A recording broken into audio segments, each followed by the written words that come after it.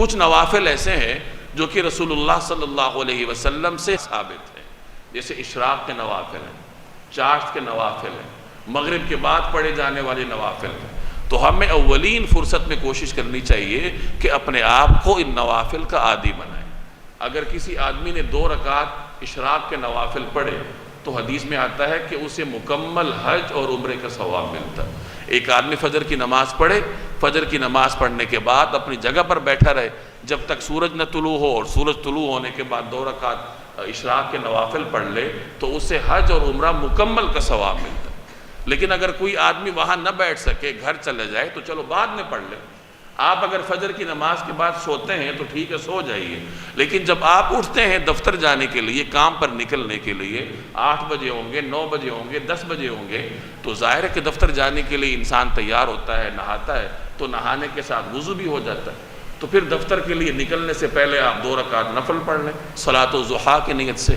اشراق بھی پڑھ سکتے ہیں، چاشت بھی پڑھ سکتے ہیں۔ اشراق اور چاشت کا وقت ایک ہی وقت شروع ہوتا ہے۔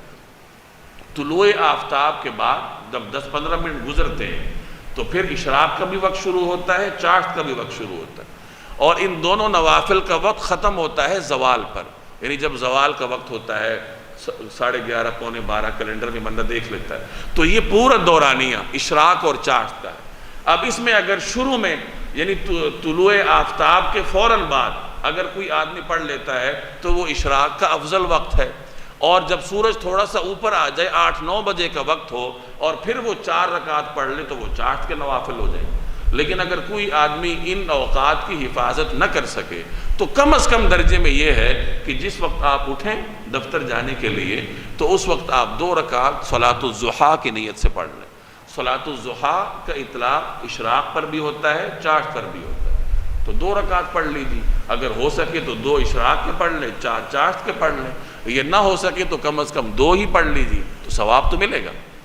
حدیث میں آتا ہے کہ جب انسان صبح اٹھتا ہے تو اس کے جسم کے ہر جوڑ پر صدقہ ہوتا ہے، اور اگر کوئی آدمی ضحیٰ کے 2 نوافل پڑھ لے تو وہ اس کے ہر جوڑ کی طرف سے صدقے کے لیے کافی ہوتا ہے۔ تو ان نوافل کا اہتمام کرنا چاہیے۔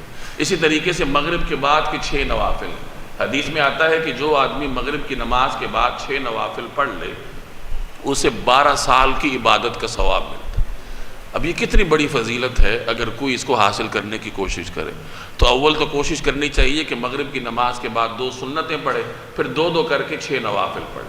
لیکن اگر کوئی آدمی یہ نہ کر سکے تو چلیے جو 2 سنتیں ہیں ان کو بھی شامل کر لے، 2 سنتیں پڑھ لے، پھر اس کے بعد 2 کر کے 4 نوافل پڑھ لے، تو ٹوٹل 6 رکعتیں ہو جائیں گی۔